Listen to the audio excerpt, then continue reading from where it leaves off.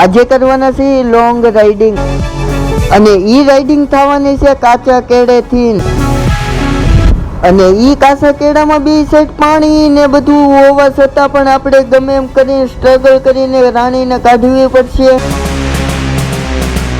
ફરીથી એક નવો લોક ચાલુ કરી દીધો છે અને રાણીને મારું શું તંગ અત્યારે, કારણ કે આપણે જવાના છે આજે રાઈડ ઉપર ને આજની રાઈડ કેવી થવાની છે એ કાંઈ ખબર નથી. એટલે જંગલના રોડે એટલે આમ કેવોક રોડ છે એ આગળ તમને આગળ કન્ટિન્યુ કહું અને હું આગળ જઈને કરવાના એ તમને આગળ ખબર પડી જાય. એટલે ચાલો કન્ટિન્યુ જો અને જોવો. પહેલા હું સામાન માંડી દઉં.